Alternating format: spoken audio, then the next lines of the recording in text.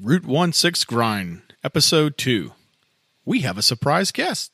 The Route 16 Grind is sponsored by Sea State Coffee, Warren Industries, Tuffy Security Products, and Route 16 Off-Road.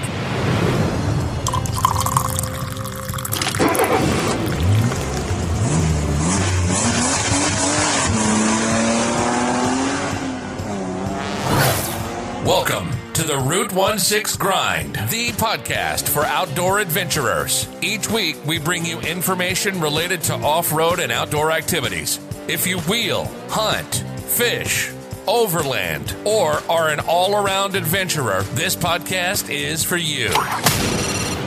Each week, we pour a cup of Sea State coffee and talk about informative topics, the gear, and the training that can help you have a successful outdoor adventure. We have amazing contributors and some great conversation. So, grab your cup and enjoy the show. Here are your hosts, Brian and Chuck. All right, welcome back to the Route 16 Grind. Sorry about that. I'm one of your hosts, Brian, and we also have Chuck. My background is I run Route 16 off-road. I like to get out there and wheel, but I have a lot of different hobbies and adventures that we kind of share in here. And Chuck, why don't you go ahead and introduce yourself? Well, I'm Chuck. My background is I hunt and fish a lot. Like to spend a lot of time outdoors, spend a lot of time with various conservation organizations. That's actually how I met Brian. We met through BHA / four-wheel drive event down at Uwharrie National Forest. So big blessing there, Chuck. Sure was. Hey, guess what? We got our first review and our first Patreon. Nice. So you don't seem so excited. I was pretty excited, Chuck. So no, I am. I was actually surprised when you sent the email over. I was like, oh, after 1 week. Yeah, you thought I was messing with you. We already have a loyal follower. We do. And of course, it's G Girl. She gave us 5 stars, 5 out of 5 stars. She said she loved the content. I like how the content is all outdoor related, not just one specific interest or sport. I look forward to learning something new each episode. And she is also our first Patreon. She's invested $1 a month to each show. So really appreciate that, G Girl. Thank you very much. And you know what? We could use some more supporters. Yes, G Girl. Thanks. Want to support the show? How about becoming a Route 16 Grind Patreon today for as little as $1 a month? It's just not a contribution, but an investment that goes directly to the show. Help this podcast to expand and grow. Benefits for each level range from a shout out during the show, connecting with us directly on Discord, receiving swag, to being listed as a show producer with bonus benefits. We also accept Bitcoin and other cryptocurrencies. Check out the show notes for the links to our Patreon page and our cryptocurrency wallet. So on this episode of Route 16 Grind, this week's outdoor update, Chuck shares a recap of this week's with NCBHA, North Carolina backcountry hunters and anglers, and provides some insight to some valuable resources for new hunters. Brian talks about his day at the 9th Down Uwharrie Veterans Day Ride and his install of the Tuffy Security Products JKU Tailgate Storage Box. Nikki-G calls back with his view on the right and privilege as it pertains to firearms. We had a serious call from Nikki-G. It threw me off. And then in the Cup of Joe segment, Chuck and Brian talk about having an international audience after the first episode, future hunting trips, and there was a sighting of FMC Overland. And wait, don't we have a surprise guest? Oh, that's right. We do have a surprise guest. Our special guest tonight is from Northeast Off-Road Adventures, Jon Mapes, also known as NORA, located in the state of New York, and he will be joining us. Jon, you there? Yeah, I'm right here. Hey, thanks a lot, Jon, for joining us, man. Real appreciate it. So Jon and I, we connected earlier this week. We were chatting, I guess, on Instagram or something like that. And I said, yeah, man, we started a podcast. It'd be great to have a guest. And Jon jumped up there. So why don't you tell us a little bit about Northeast Off-Road Adventures, or NORA? Yeah, absolutely. But first off, thanks for having me on. This is a great podcast. So looking forward to more episodes. But yeah, Northeast Off-Road Adventures. We're a off-road driving school based out of Ellenville, New York. We do basic and beginner off-road driving training, and then we move into more advanced driving and vehicle recovery skills. We do a little bit of everything. Not only just training, we do events and all kinds of different things, off-road related. Yeah. So what about some major events? You have any major events during the year? Yeah, so we have our open to public classes at least once a month. We also do rides at what's called Hunter Mountain. It's a nice ski resort nearby that we do tours, but we also hold bigger events. As always with the Jeeps, it's a big one was the Go Topless Day. That's in May. We also hold what we call an Outdoor Adventure Expo. We team up with OK Four-Wheel Drive and some other people, Warren, High Lift, ARB, all of them, and we have a big show at the mountain there. We're also, it seems like once a year now, we're getting some type of big publicity. Like last year we had Ultimate Adventure come through, and then this year we had the JL experience with Evo Manufacturing. So who knows what's up, but we have a really full calendar. Yeah, you are always busy. I follow your Instagram, and I hope others do as well. And we'll make sure to tell them how they can go ahead and follow you. But you guys are always busy, and there's all these other events that you're involved with, charities and helping people out. I know you do a lot more. How did you get into off-roading? Yeah, so my first vehicle was a 1986 CJ7. That was back when I was 16, which is now 21 years ago. So I caught the bug early. And my parents have a great property. If anybody wants to check that out, you can follow along on my Instagram and see some pictures of it. But it's 10 acres of rocks, and I just got really into rock crawling. And then from there, I got into the training aspect of it because I saw that maybe not everybody was doing it right. And I hooked up with the International Four-Wheel Drive Trainers Association, became a certified trainer, and through that, partnered up with my business partner, Scott, with NORA, and here we are today. That's just amazing. A CJ7, huh? That's amazing. Yeah, that is still like, man, I tell you, when you look at Jeeps, I think a lot of us, when we look at it, I mean, that's like to us like the original Wrangler. You probably got some Willie guys out there that probably be disgruntled about me saying that, but I know like the CJ7 was the one, like, man, wow. I also was on your website earlier, and there was some references to the SOAR program. Why don't you tell us a little bit about that? Yeah, so we got into this program where SOAR stands for Specialized Outdoor Adaptive Recreation. It's a long title, but SOAR sounds pretty good. Essentially, it's what we get people out into the woods in either a vehicle or on their off-road capable wheelchairs. We've teamed up with Grit Wheelchairs, which is a manual hand-powered off-road wheelchair. We've built special courses at our facility in Ellenville where people can come out and you try out these chairs or bring out their own stuff. And we now about once a month have events. We've even outfitted some of our rental vehicles with hand controls. And it's just an opportunity for people that may not be able to go out into the woods and enjoy nature. We have the ability to get them out there now. Yeah, definitely staying active is very important, especially people that are limited in what they can do physically, but given the opportunity to reignite that fire, because just because they can't physically do it doesn't mean there's not an opportunity to do it. It's amazing that your organization has something for people that still have the desire. More importantly, too, is, try and get someone who, needs a little fire, little bug, and build that confidence back up that they can do a lot more than maybe they feel at that moment. That's just an amazing program. Talking about getting people outside, what about corporate events? Yeah, so what we've gotten into this year, we've opened up our brand new building, which is a 2-story, 5,000 square foot facility. Kind of looks like a high-end cabin lodge type of a feel. And now what we're doing is working with corporations. We organize transportation. They all come up to our facility. We have a bunch of 4x4 games. They get to do some team building. They can have meetings up in our big conference room and get in catered lunches and stuff.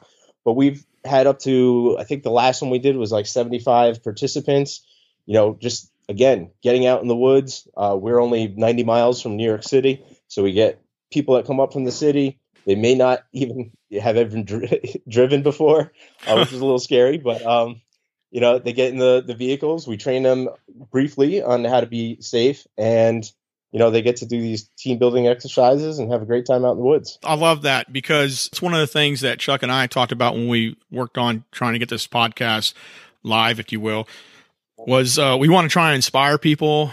We want to try and get them, off the couch. When you're talking about team building, getting people out of their comfort zone, I think too, is some people just have not been exposed to certain challenges in their life, haven't really risen to the certain levels that they can achieve. They might feel limited. Then they go out to an event like this and they do some things and they're a total different person. I took a long break from hunting. I mean, when I went to Marine Corps, just, life after that, and I got back into it. And the first hunting trip I went on was at an event up at Snow Camp, North Carolina. We were shooting pheasants and stuff like that. And my wife saw a whole difference in me. And I've done some great things and wonderful things and been exposed, but that's what I would kind of equate to something like this, where I could imagine individuals going back to the office and high-fiving each other and just feeling good and feeling confident and just reignite it. That's really cool. Any good stories from one of those events where you saw somebody you saw a different change from the first day to the day they were leaving from one of those events? Yeah, you get the people that, in the office, you can tell they're the quiet one, maybe the one that gets, kind of pushed aside while the other people are getting the spotlight. And they come out and they do really well, either in the driving portions of what we do. We also have set up a air rifle range as well. So all of a sudden, the quiet girl that sits in the back and doesn't do anything is just hitting bullseye after bullseye and showing up everybody else, and then getting behind the wheel and just outdoing everybody. And then everybody gets behind that person and just cheers them on. And it's a whole different level of respect. What you may not see at work, you're seeing it out there on the trail and at the event. Yeah, it's amazing what you pick up when you spend more time listening too. That's really cool. That's awesome. So do you train in any other areas other than your property? Yeah, so pretty much anywhere my Jeep will go, I'll come and help out. I've done a lot of work down at, we have our most local, I guess you would say, off-road park would be Roush Creek down in Pennsylvania. We do stuff down there. I travel out. There's a lot of different 4x4 clubs in the Northeast. And I'll go out to a club meeting and I'll do a high lift jack seminar or winching training. We're pretty much mobile. We could do just about anything. And actually this year we were able to go out to Overland Expo East, and General Tire had us down there. And we spent a lot of time out at the obstacle course and teaching people how to do a little bit of driving down there. We're really looking forward to hopefully doing that event again. Yeah, those are amazing. I've yet to make one of those, just, between work and stuff, but I definitely want to make one. Those are amazing. And it was unfortunate because I really wanted to go see Dan Greck, who was out there. He travels around, and we'll catch up at some time. So you and I, we met through another company, The Path Less Traveled, when you were hosting 36 Hours You Are. So I wanted to hold on to this. Any news on that event? I mean, you see a lot of teams chattering about it. You see me chattering about it. What about any news, any updates on that? Yeah, so very recently, I've just seen a lot of chatter back and forth on specifically Instagram, a little bit on Facebook, of former teams that had competed going, man, we really missed it this year. And I got to tell you, I really missed it this year, and so did my business partner. We kind of had the perfect storm of just things happen that just made it so we couldn't hold the event this year. But what we're looking to do was move forward. We're working with some of the past competitors to form, a new event. It's still going to be 36-hour related, but making it better, making it more efficient. It was a super expensive event to put on. Everybody's like, "Oh, you guys must have made a ton of money." No, we lost a ton of money. Yeah. So we're looking forward to redoing it and putting the focus on the competition. We learned a lot over the 3 years that we put it on, and we're looking forward to making a bigger and better event and enjoyable for everybody.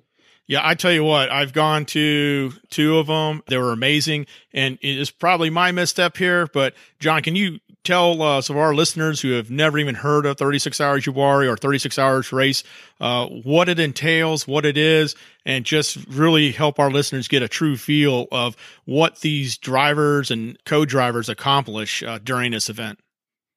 Yeah, absolutely. So it's a 36 hours. The first events were the 36 hours of URing. So it's a military themed event where participants sign up. They're given a list of items they must have on their vehicle and they must carry with them. Other than that, they can bring whatever they want. But once they come into camp, they're not allowed to leave, and they have to be self-sufficient throughout the event. We give them a mission book. Through those missions, they have to work over 36 hours to complete them. We do require that they are in the camp during nighttime hours from about 11 to around 5:30, 6 o'clock in the morning. But then after that, we let them loose. And there's off-road driving challenges, land navigation, winching, high lift. Then we build in canoeing and shooting competitions as well. So there's a good mix of everything. And the way we structure it is that you may show up with a $100,000 Jeep with the best suspension and the biggest tires, but if you can't handle the other parts of the event, you're not going to do well. So you have to be a well-rounded team and have a good mix of skills and be able to think outside the box. Yeah, it's totally amazing. In fact, I know it changes too. You had like hatchet throwing in the last one, and you definitely see teamwork, and you see where teamwork isn't working in those events. It is very strenuous. Those drivers and drivers are definitely worn down after that, that 36 hours. It is something, if you are able, when Jon and his team are able to bring it back, I encourage everyone that is able to travel to go support it. A lot of things happen too at these events through volunteers. The sponsors that have sponsored it in the past have been amazing, and they do a lot of stuff. And I'm pretty sure when Jon gets there at that point, that stuff will come out. But I strongly encourage you guys to look at it. And then, I've really become friends and definitely stay in touch with a lot of the drivers and teams that I've met out there. And they're amazing people. And one thing too, Jon, is you break it down to, you have like the pro teams, and then you have, just Johnny build my rig in the garage. Like last one, you had like a Zuzu trooper out there that was just killing it too. So you're looking at this thing like, how can it be? It's not all about, like you said, just the rig. Right. It's kind of the grassroots everyman event. It is nice to bring in the pro teams because they're normally backed by the sponsors. And what's really cool about the event too is not only do you have these, maybe bigger name people, they're not competing on their own. You're competing side by side with them. You're doing the same events. So you can compare yourself to what these, professionals are doing. You can easily say, hey, you know what? We outdid Oren on that one. Oren, he's the best, and we beat him on those 3 events. So it's really cool to see that. And then everybody becomes friends, and, like you said, it's almost like a big family when you're all done with it. Oh yeah, it is. It is very amazing. Well, hey, Jon, I really appreciate you joining us. You know what? Why don't you just stay for the rest of the show if you can, man? Yeah, no problem. I'll hang out. Yeah, cool. Chuck's going to cover some things. I'm going to cover some things. And yeah, it'd be great to hear your input. But thank you so much for joining us. And we'll talk some more. All right. Sounds good. Man, that SOAR program sounds awesome. Yeah, it's pretty amazing that they do that. And Jon's organization, like, I'm be honest with you guys, like Jon does a lot more than he discussed, and he, is a pretty humble guy. There's a lot of events that he helps out with. People have reached out to him from other organizations. He's very much involved, and he is one of those people that has this huge heart, and he really takes a passion about what he does. The SOAR program, it doesn't surprise me that NORA's doing that. Pretty amazing stuff there. Yeah, man. There's a lot of groups in the hunting and fishing world that are also doing adaptive recreation programs, and those guys really hold a special place in my heart. That's a ton of work. I mean, it's crazy just having the interactions and discussions with these guys and the dedication that they have to it. I realistically don't know how they can do it and keep all the emotions lined up. It's impressive. It is. And you know what? And the thing about it too, man, is just letting them know you can do it. You have the support. All you need to do, it's no different than when, especially with the veterans, when they signed up, they raised that hand, said, hey, I'm willing to. All you got to do is show that will, raise that hand, and that support is there. And, you have a great opportunity to do some amazing things. The red worn badge says you're equipped to handle anything, ready to conquer any challenge that may come your way. That badge has stood for off-road excellence for more than 70 years. During that time, we haven't stopped innovating or striving for perfection. Be ready, be prepared, go worn. The Outdoor Update is brought to you by Tuffy Security Products. Having your vehicle broken into is not a laughing matter. Trust Tuffy Security Products to stop opportunistic thieves. Tuffy is the industry leader in automotive security and provides peace of mind when you walk away from your rig. Durable and easy to install, Tuffy Security Products has adventure-ready consoles, drawers, and lockboxes available for you to organize your rig and secure your gear. Visit TuffyProducts.com and use special offer code GRIND to save 10% on your order. Remember to lock it up. Welcome back to the Outdoor Update. For you that didn't get to listen to episode 1, give you a brief rundown of what you can expect. The Outdoor Update is going to be a weekly segment to where I go over all kinds of various news topics and outdoor general related materials. I'm an outdoor generalist. I want the topics to show that. So I'm kind of getting back into the groove of things. I spent the end of last week with the CEO of Backcountry Hunters and Anglers, Land Towney. For those of you that don't know, as I mentioned in the intro, Backcountry Hunters and Anglers is one of the things that led Brian and I to meet each other. And that is they're a public land conservation group, and their mission is to ensure the hunting and fishing heritage in North America through education on behalf of public lands. I encourage anyone listening to go to their website, backcountryhunters.org, and check it out. Land came into town from Missoula, Montana, toured across the state, got to go up and do a flight tour of the East Coast, check out all of our public lands out there, a pint night in Raleigh at Trophy Brewing, came into Charlotte on Thursday, met with some old friends, had another pint night at Old Mecklenburg together as a group, and some of the membership camped out Friday night in Asheville. Then we followed that up with a pint night and Public Land Film Fest at New Belgium Brewing.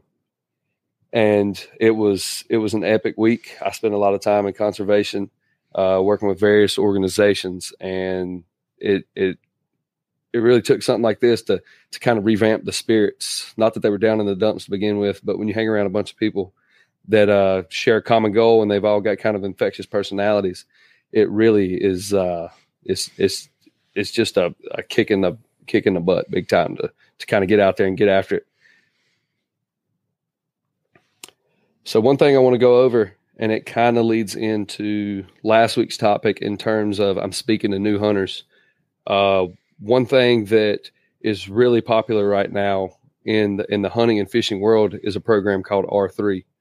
And what R3 is, it stands for recruitment, retention, and reactivation. And essentially is we're trying to drive as a hunting community license sales up and able to contribute that conservation dollars. And I know I've talked to a lot of people, and I totally understand that when you're first starting out hunting and fishing, it's an extremely daunting task. It's especially true when you're pursuing big game animals, like whitetail deer. They're just so tuned in to what's going on around them, and they're just built to survive. And I was one of the fortunate people I was brought up around hunting, and I learned many of the basics at a very early age. But a lot of the people that I talk to are just like, I don't know where to start. And at my age, I couldn't imagine trying to learn as an adult, especially without any type of network of folks to act as mentors or to kind of guide you along. It's one of those, and I guess if I went into four-wheeling, I would be an off-road and overland, and I would kind of be the same way. Just because there's a lot out there. I think the internet, you get bombarded with a lot of information, and fortunately there's been a lot of programs to establish the basic groundwork for hunting and for new hunters that want to get into it and educate them. And it's a lot more than just walking around in the woods. New hunters should be educated on tree stand and firearm safety, tracking, scouting, weapon proficiency, what to do after an animal's been taken and it's down on the ground, how to actually turn it into food, recipes, how to cook. The North Carolina Wildlife Resources Commission, which is the state agency that's responsible for conserving and sustaining the state's wildlife and fish resources, offers a fantastic program called Getting Started Outdoors, where they provide a day-long crash course in whitetail hunting, followed up by a mentored hunting opportunity to folks that meet the criteria of not having a network. Essentially, they've never hunted before, never bought a hunting license. And the program will walk you through all the steps that it takes from purchasing a license to actually going out and taking an animal and what to do after the fact. Many other state and conservation organizations, they offer similar programs. And I know that those programs require a time commitment. You're required to be there. And I stumbled across a resource this week that was created and put on YouTube by the Quality Deer Management Association, or QDMA for short. And this video series is titled Deer Hunting 101. And I love the online format because it fits into anybody's schedule. You can squeeze in a couple sessions on your lunch break. You can watch it while you're on the treadmill at the gym, right before bed, throw the headphones in, watch a 5 or 6 minute little clip, and then soak it all in. And it's not end all be all. It's not all comprehensive, but it gives a fantastic groundwork. There's 17 videos included in the series, and it literally starts off with an introduction to whitetail hunting, covers topics of deer behavior, and then it kind of ends of what the responsibilities come along with being a hunter. And I really encourage you to get out and watch that if you're hunting curious. It's one of those deals to where I think nothing beats a good day in the woods. Nothing beats being out and about and learning with boots on the ground. But being able to get as much information as you can from people that actually know what they're talking about is vital. And anything helps expedite that learning curve. And I think this is perfect. One thing I want to be clear about, though, is this is not a plug for QDMA or the North Carolina Wildlife Resources Commission. I encourage everybody listening to look into QDMA, your local state wildlife agencies, various other conservation groups. I think that's extremely important as a hunter for you to look into those. You need to be aware and you to give back since you are participating in an extractive activity. What the plug is for, though, is hunting. I want to see people in the field getting it done, and I want to see new hunters joining in on that. License sales drive conservation at the state level, and these agencies' operating budgets are relying on these dollars and those sales numbers. This is why I've provided these resources, and I'll continue to do so, because without hunter and angler dollars contributing conservation in North America would be non-existent. But that's a topic for another show. Yeah, Chuck, man, that's just a lot of great information. I personally have benefited from connecting with the QDMA and definitely the Backcountry Hunters and Anglers Association. Well, let me talk about land first. So that guy's really a rock star. I've never met the man. I'd never heard of him until I got involved with Backcountry Hunters and Anglers. And my goodness, man, that dude, when he walks in the area, people just go crazy. This is the first time I actually met him face to face. I'm not sure what I expected, but he exceeded those expectations. He is a rock star. That's a good way to sum it up. The guy is steeped in conservation. His dad was a conservationist big time. His dad's friends, he grew up in the world. He started working with the National Wildlife Federation as he progressed through his career. And then he eventually became CEO of BHA. And it's crazy because he has a lot of friends in North Carolina through his Wildlife Federation connections. And to see him interact with those guys and just how he interacted with all of the membership with the organization, everything, it was great. It wasn't just the board. He didn't just hang out with us. He talked to everybody. He soaked up everybody's stories. He told stories. It was a fantastic week, man. It was long. He was definitely ready to get out of North Carolina come Sunday. I guarantee it. We put him through the paces. Yeah, he is. I know he's very stacked on his schedule. Hey, John, we probably should ask you, man, do you like hunt, fish? You enjoy those activities? I go fishing quite a bit. Yeah, no hunting though. Yeah, I mean, well, New York State, I mean, I'm not familiar with all the regulations. I know you have hunters up there. It's kind of like with Pennsylvania, but there's a lot of regulation in those states too, and that's got to make it a little bit tough. What's your fishing tag cost, like far as your license? The yearly license now I think has gone up to $29, something like that. That ain't bad. Yeah, that's not too bad, and that covers everything. Where I live, I'm right near the Hudson River, so I end up doing freshwater, saltwater, all kinds of stuff. So that covers everything. Well, I'm a person that like I still grunge anytime we give the government money, and definitely a different podcast. Before I get all that out, let's definitely get past podcast number 2. That actually isn't too bad. I shared last show about how much it costs just to go hunting in Virginia, because I'm looking at going hunting up there in December.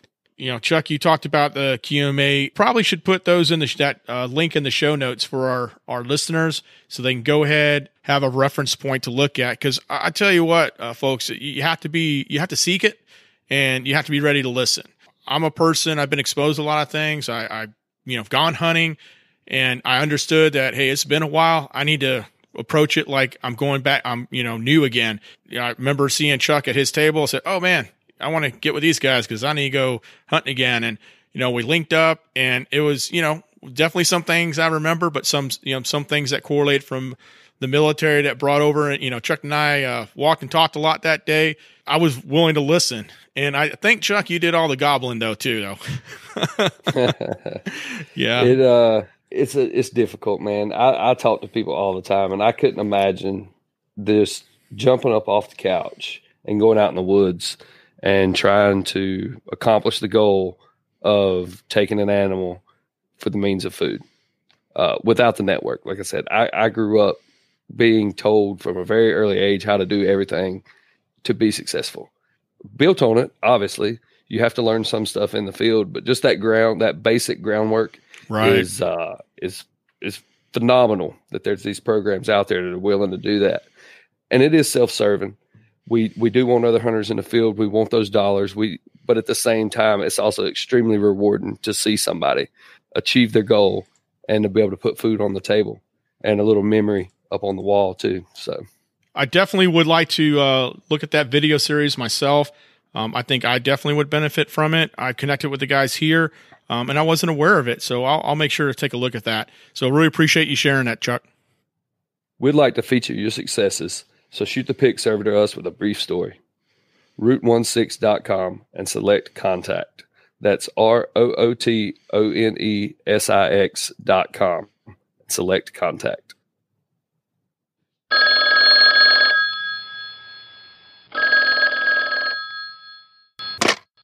Hey, this is Nikki-G, and just caught the show. I'll say good show. I enjoyed it. And I got a little to add about the firearm privilege right discussion. I believe everybody has the right to own a firearm. Not everybody should have the privilege to take it outside. Little story of my youth. My father was an avid hunter and fisherman. And he took me and my brothers out hunting quite often and fishing, although my hyperactivity didn't do too well in the fishing department. 14 years old, for my birthday, he gave me a .22 rifle. I went out in the back field to shoot it, and long story short, I was shooting at a burn barrel, and like I said, long story short, I did about $1,200 of damage to the tractor parked about 25 yards behind it. And so my privilege to carry a firearm was revoked until I left the house, actually, when I was 18 as a young adult. Never again did I fire a firearm with my father alive.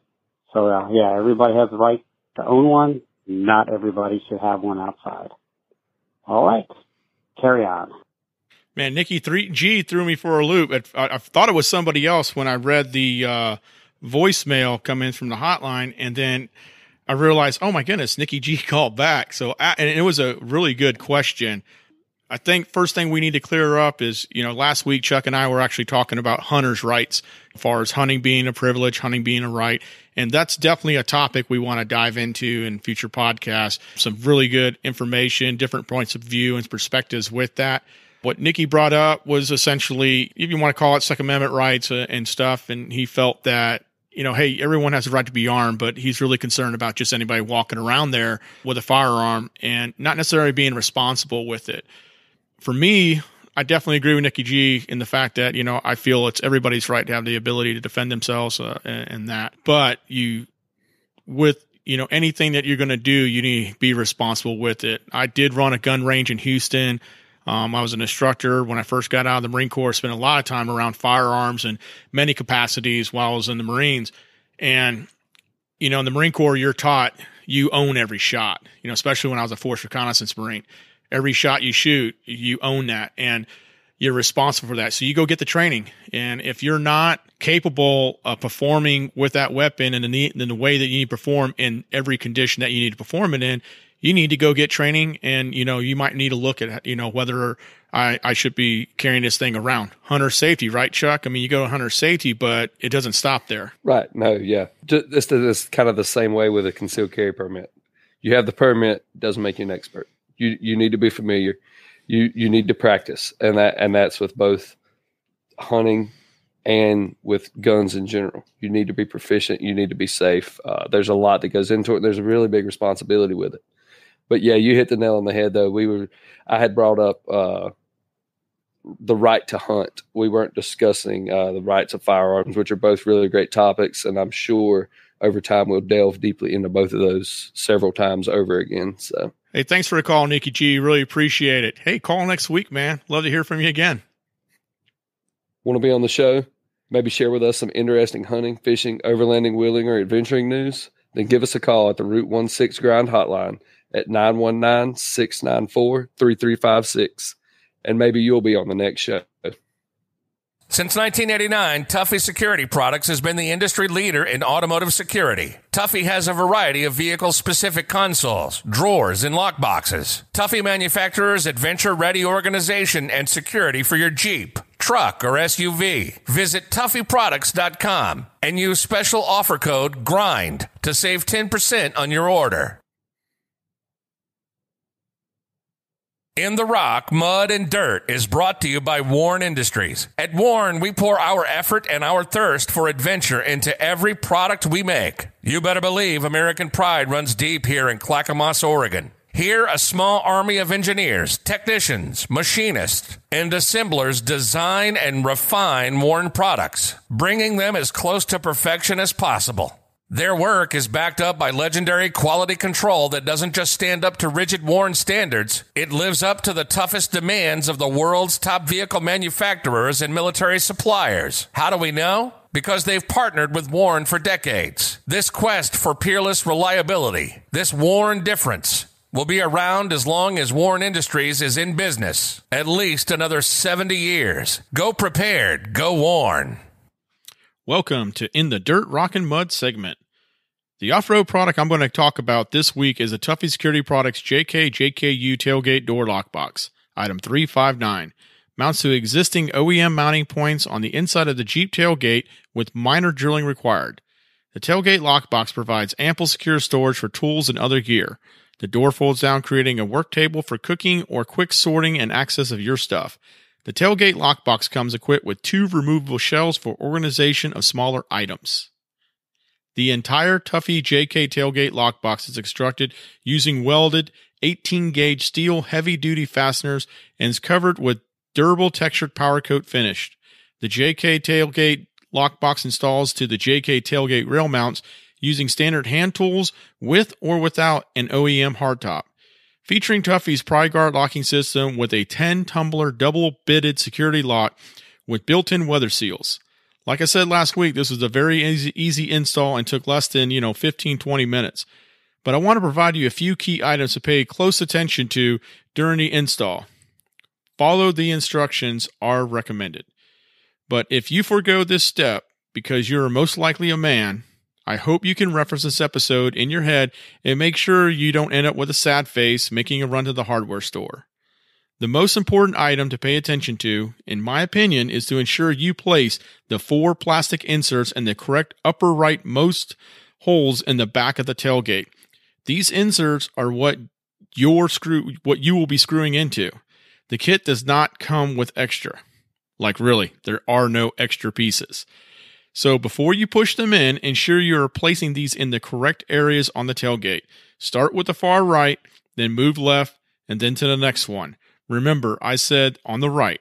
That's right. These inserts are what the screws will be screwed into in order to secure and anchor the box. Another item to pay attention to are the 2 metal tabs at the bottom of the lockbox. You will place these in specific slots at the bottom of the tailgate and rotate into place. This is so the weight of the box is not just relying on the screws themselves. This matters if you use the lid as a table. If these tabs are not seated correctly, all the weight will be supported by the screws only, which could have negative impact on the box staying fully mounted and secure over time. The kit also comes with some double D seal to be applied to the back of the box before you mount it to the tailgate. I recommend you do this, but for root I went one step further and laid some black silicone on the top and sides of the box once it was on the tailgate. The exterior of the lockbox is 6 inches deep, 30.5 inches wide, and 14.5 inches high, with 2,400 cubic inches of secure storage. To put in perspective, inside Root's tailgate lockbox, I have a Viair 400 PA air compressor, an accessory bag, a power pack, a power tank tire repair kit, 2 worn winch hooks, a Gerber machete, and one of my absolute favorite tools, a Hunt's Brunk Salient hatchet. I personally opted not to install one or both of the removable shells. I will hold on to them as modification addition to any rig as continuous. This is one of the main great products that Tuffy Security Products makes. Along with the tailgate lockbox, Root has a hood lock, an overhead console, and a driver's side security drawer. You can have all your products to have one lock type so one key can access all devices. Or you can have all the secure storage products that have different locks. It really is up to you. These products last and can take the best that a would-be thief can give them. You want storage security in your off-road rig or overland rig? Christmas is coming, y'all, and Tuffy Security Products makes great gifts for Jeep, Ram, Ford, Chevy owners, or even something that you can use to travel or have in your home like a portable safe. Go with the best, and that is Tuffy Security Products. Check out all their products at tuffysecurity.com and use the code GRIND at checkout. You'll receive 10% off your purchase, or you can reach out to us for a product quote at route16.com, select contact. Route 16 is an authorized Tuffy Security Products dealer. Now that we know about some great gear, let's talk about a great event. This past weekend, I had the honor and privilege to speak at the 9th Annual Uwharrie Veterans Day Ride. This event was put together by True Patriot with the help of many volunteers and other not-for-profit organizations like Operation Flyer Flag. The annual Veterans Day Ride is an opportunity to thank and connect veterans through a day of adventure and therapy. The event's goal is to ensure all veterans, regardless of their age, branch, and time served, experience camaraderie and compassion for their sacrifices. Everyone enjoyed the opportunity to camp, hit the trails in their rig as a driver or as a guest passenger. There were campfires, camaraderie, and some great chili prepared by local Boy Scout troop.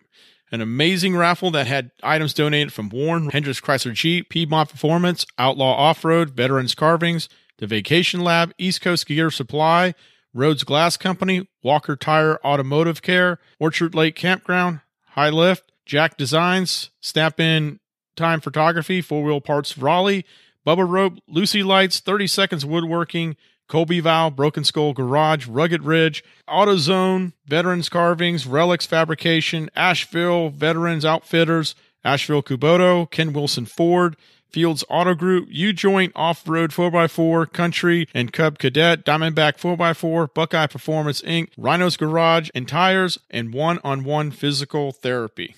I saw a couple flags in a fire pit out there made by fabrication shops. The flags were just beautiful. In this fire pit, you could actually use it as an ice well or even a mini jacuzzi. As for what I spoke about during the event, the summary of my message I had for the large group of vendors was this. Your family is first. They need you, your time, and your attention. You and your family are the mission now. I shared some personal insight and perspectives through my own post-military service challenges.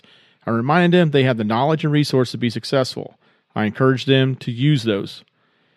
I hope the message I shared was worthy of the audience I was addressing. Thanks again, Mike, the new president of True Patriot, for this honor. I was truly humbled. If you are or you know a veteran who is in need of assistance, we will have some veteran assistance resource available in our show notes. So that True Patriot event down at URI sounded pretty fun, brother. Yeah, it was pretty cool. I didn't go on the trails that day, and it sounds so funny because it seems like when I go out to URI lately, I go more to the range now. But I kind of wanted to get my thoughts together. For me, going out and shooting on the range one shot at a time, it is a little bit of therapy for me. It lets me slow things down, and I was able to collect my thoughts and really.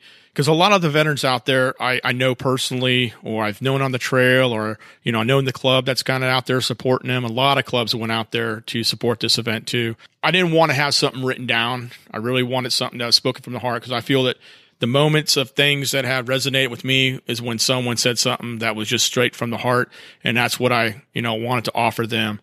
And Mike from True Patriot, he was just placed in that president role. Recently, the president, vice president, unfortunately had to step down for family reasons, and Mike just stepped up, and he's an amazing guy, Mike Heath out there, and he runs a lot of programs through True Patriot. So that's an organization you want to check out. You can find them at truepatriot.org, and I think also Patriot Therapy. You can find them on Instagram under those, Facebook, and whatnot. Definitely check those guys out. They do some amazing things. And if you can volunteer, find the time to do that, then please reach out to them and let them know that you're available. They could use the help. Have an idea, or maybe you'd like to contribute to one of our segments, then go to route16.com and select contact and let us know your idea. That's route16.com and select contact. Go farther, do more, challenge yourself, dig in, winch out. Rediscover the fun of off-roading, all with the confidence that you can do more than ever before, because you're backed by reliable Warren products. Led by an exciting wave of new Warren products, the off-road world has never been more energized. Consider the ground-up, redesigned, and never-say-can't attitude of the new Axon and VRX Power Sports winches. The most innovative, revolutionary winches on the market. Plus, the expansive line of Warren products for the truck, commercial, utility, industrial, and severe duty markets. You give us your trust, we deliver the performance. Wherever you go, be prepared. Go Warren. The Cup of Joe segment is brought to you by Seastate Coffee. Have you ever actually drank good coffee? Stop wasting your money on old, stale coffee from the store and make the switch to Seastate Coffee. Seastate Coffee is a United States Marine Corps veteran-owned and operated roastery, selling premium coffee that's roasted on order and delivered fresh to you. Order your coffee today at www.seastatecoffee.com. Hey, Chuck, I think we're getting a little bit good at this, man. Getting there for sure, for sure. I do want to say something to start this off real quick. I know we're our title sponsor, Seastate Coffee. But I told you in the beginning I wasn't going to say good things about any product on here unless it was legit and it was good. But I left Seastate a review earlier. My wife, when she drank it, her exact words were, "I haven't had a coffee experience like this in a long time." Yeah, it is pretty darn good coffee. And oh man, I was a Folgers guy before this. That's how sad I was. I'm a snob now. No, it was legit. We hadn't even opened it. It's sitting on the counter, and it's stinking up the whole house. And she was like, I just picked it up and smelled it. I was like, oh, my goodness. We're in a world of mess now. So, yeah, legit, like, reach out, veteran-owned company, holler at them, get some coffee, get a sweet mug, get some stickers or some slaps, as they call them. Hook yourself up. Yeah, I'll tell you what, Christian, great job. Jon, again, thank you so much for joining us, man. We cover a lot of ground here. It's a little bit different. And, one thing that you're throwing out there too is just you're staying in line with far as the message that we have is, get out there, get adventurous. There's a lot of organizations that are available. If you're not sure, get some training. And your organization is one of those that, people can look up and go to and attend. And it's not just an investment in the sense of, hey, I can learn to drive better, but it's a great memory. Yeah, absolutely. What's really cool about what we have going on is we have now trained almost 4,000 students. And out of those, we now have, 20 of them that now are our employees as well and help us out with these events. So we all become a big family. And, it's hard to have a bad day out in the woods. No, I hear that. I definitely hear that. I tell you what, that's exactly where I would like to be every day if I could, is getting outside, not sitting behind a desk or in a cubicle. But unfortunately, that pays the bills. Hey, Chuck, Right. I heard you got a deer, man. Well, actually, it wasn't my deer when you called me yesterday. A buddy of What? mine shot one a little over a week ago. And kind of what we'll do, I'm in the process of installing a walk-in cooler, but we let them sit in a normal cooler up out of the ice, but with ice on top of them. So if that makes sense, the Right, meat right. sits on top of some milk crates, ice drains down by them. Keeps them cool. Whenever we get time, we go out and process them. So that was actually what I was doing yesterday. We were finishing, I guess, the day before yesterday. We were finishing up, cleaning it and everything, getting it wrapped up, ready for the freezer. It was a good sized deer. Weighed about 200 pounds. He got a lot of meat, about 40 pounds of ground, lots of roast and steaks and stuff. So that is awesome. That's a big deal for here in North Carolina. Yeah, man. Yeah, it's a good time. It was probably the second biggest deer that I've seen on the ground in North Carolina. There are definitely some spots around where they do get bigger than that pretty regularly. But as far as my area, that's the second biggest one I've seen. Hey, guess what? I saw FMC Overland at Uwharrie. He's not in Puerto Rico no more. Yeah. So we talked a little bit about his contribution to the show. He's really, really excited about it. I talked to him, Travis, and I talked to his son. He had Blue Falcon out there, the name of his Jeep. So it was good seeing him, and I'm really excited to get him rolling and contributing to the show here. Hey, John, overlanding, what are your thoughts on that? Any experience, knowledge there? Yeah, I'm big into it now. I started off off-roading doing the rock crawling, but doing more of this overlanding stuff, I got to tell you, it's a lot more fun. And plus, you get to sit back, relax, have some good food out on the trails. Right now, my JK has, the fridge and the grill and rooftop tent and all that. And we're actually going to start offering some classes coming up on overlanding this coming year. Oh, that is awesome. And because I think too, is overlanding, what you normally see is people going out buy a bunch of Gucci stuff. They watch a couple YouTube videos and they think they're overlanding. That's all it is. Like, hey, I got this awesome tent and a couple wonderful things inside, but it's much more, and it's a little bit more technical, especially if you actually pursue the overlanding thing. I was talking to Chuck last week on the show. It's like, I was kind of doing overlanding before it was overlanding. When I was in the military, I had a XJ. I used to drive everywhere. I used to go out in the middle of the desert. I used to just go out and get lost. I remember having lunch in West Texas in the mountains out there and just enjoying all that, packing so I could sleep on top of all the stuff in the back of my Jeep, all that stuff. And then all this overlanding thing is like, man, where was all this stuff when I needed it? The rooftop tent and everything. I think what's great about it is people are able to do a little bit more. You can go a little bit further, and you also can get a little bit more extreme. There's certain conditions there's no way my rig and my setup would have been able to go through. Nowadays, like, people definitely have the setups and they have the equipment to where they can go further and whatnot. Just a lot of smart things going in, like how you carry gas, like how you carry extra food, whatever the case may be. The storage things are insane. And I'm not going to steal his thunder, but like FMC Overland, the drawers that he made, as far as maximizing that space and weight, it is amazing. All those things taken consideration is just amazing. And you know what? Yeah, it's good. You hit the nail on the head where, yeah, you can relax. It's not just about going out and getting it. It's about enjoying it. And if you want to stop, you stop and you're already home. Chuck Lantoni, I definitely need to go out and meet him and get into one of those events. Where's he going off next? Right now, I'd imagine he's going home and spending a little bit of time with his family and getting in some late season hunting. We didn't actually get to discuss where he was going. Anybody that's interested, though, you can keep track of his goings on social media through the Backcountry Hunters and Anglers stuff. Through his is just Land at Lantoni on Instagram. They also put it on their website.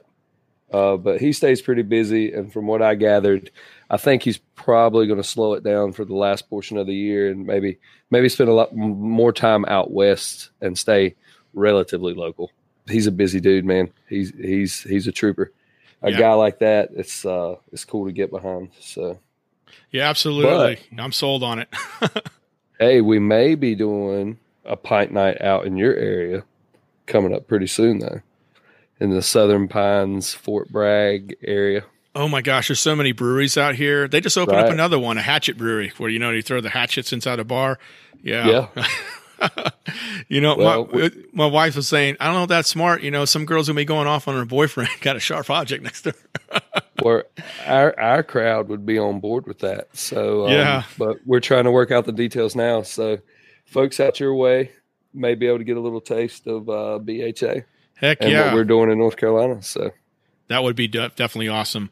Really look forward to that, and I'll definitely stay posted on that. And if we hear anything, we'll keep you posted on it. So, Jon, I really want to thank you again. Jon Mapes from Northeast Off-Road Adventure. Jon, why don't you tell us where our listeners can find you via the webpage or social media? All right. So our website's nyoffroaddriving.com, or I think we've even made it simpler. You can now go to NORA4x4.com. Check out all the stuff we do. We try to keep our calendar posted. I think we have everything through December of next year.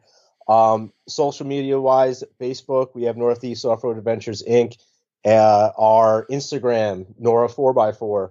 Also, my personal one, Jon Mapes, Jon. You got Jeepman John 28. You can see all the silly things I do outside of the off-roading world. I have a awesome little 2-year-old baby, Connor, the off-road baby, who's really getting into this. So it's great. Thank you very much for having me on the show. I look forward to dropping in every now and then. Yeah. Thanks again. Great having you. And so everyone, thanks again for joining us this week. Make sure to subscribe to the show. And, maybe even you could leave us a 5-star rating. Thank you so much. We will see you next week. Please subscribe. Thanks for listening to the Route 16 Grind. We want to thank our amazing sponsors, Warren Industries, Tuffy Security Products, Sea State Coffee, and Route 16 Off-Road for their support. Follow us on Instagram, Facebook, Twitter, Pinterest, and more. Just look for Route 16. That's ROOTONESIX. Or just go to Route16.com. Until next week, plan smart, be safe, and as always, be prepared. We're international, baby. We have 3 listeners in the UK. Yes. Yeah!